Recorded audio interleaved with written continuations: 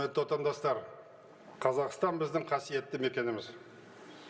Кейінгі ұрпақ осынау қастерлі өлкеде өмір сүріп өркен жаятын болады.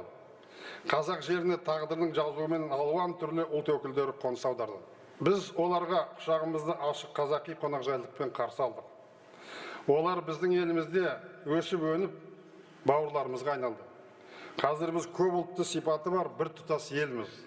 Мынау жаһандану дәуірі көп ұлтты мемлекеттер дәуірі болады. Жалғыз ұлттың мемлекеті болмайды. Бұл әлемдік үрдіс еліміздің дамуына барша ұлт пен ұлыс өкілдері бірге үлес қосты. Ендеше тәуелсіз қазақ елінің азаматтарын алалауға, бауырластығын бұзуға ешкімнің қақысы жоқ. Барлық ұлт өкілдерімен тіл табысып, тату-тәтті, бейбітшілікпенен келісімде өмір сүру барша қазақтың басты қағидасы болуы шарт. Өз халқын сүйетін адам, өз жұртына жақсылық тілеген жан, өзге халықты ашындырмайды. Өз ұлтын ешкімге қарсы қоймайды. Біз қазақ ел иесі ретінде биік бола білсек, өзгелерге сыйлы боламыз. Біз алдағы уақытта да мемлекеттік тілді дамыту жөніндегі кешенді шараларды жүзеге асыруды табандылықпен жалғастыра береміз. Қазақ алфавитін 2025 жылдан латын графикасына көшіруге дайындық жұмысын осы бастан қолға алу қажет.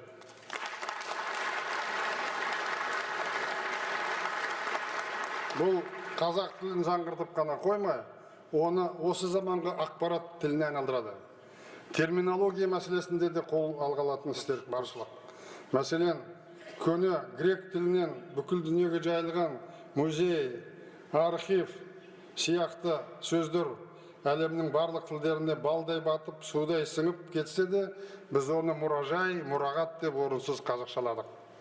Маған келіп алғыден айтады, мен композитор едім, сазгер болдым. Пианинаны күй-сандық деп ауыстырдық.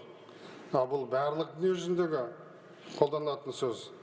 Осы заманғы ғылыми терминологияның негізін латын тілінен енген сөздер құраса, ақпараттық технология дамыған қазіргі дәуірде күн сайын дерлік ағылшын тілі дүние жүзі халықтарының тілдеріне жаңа сөздер мен ұғымдар арқылы батып ену үстінде.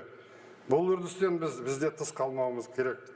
Кез келген тіл өзге тілмен қарым-қатынасқа түскенде ғана өсіп өркенін жаятын болады, әрдайым есте сақтаған осыны жөн. Мемлекеттік тілмен қатар Қазақстанда тұратын барлық ұлттар мен ұлыстардың тілін, мәдениетін және салт дәстүрін дамытуға барынша жағдай жасауды алдағы уақытта да жалғастыра беретін боламыз. Мы будем четко и последовательно развивать и внедрять государственный казахский язык. Вместе с тем в Казахстане созданы все условия и будут создаваться, чтобы каждый этнос сохранял свой язык, культуру и традиции. Еще раз хочу сказать, в нашей стране никто не должен ущемляться в своих конституционных правах по принципу принадлежности тому или иному этносу или языку. Если кто-нибудь в нашей многонациональной стране ущемлен в правах по этому принципу, особенно при приеме на работу, при поступлении в вузы и так далее, надо считать, что ущемлен весь Казахстан, все мы.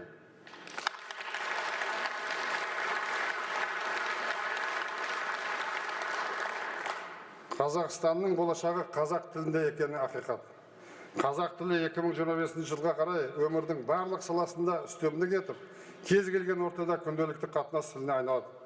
Осылай тәуелсіздігіміз бүкіл ұлтты ұйымдастыратын ең басты құндылығымыз туған тіліміздің мерейін үстем ете түседі.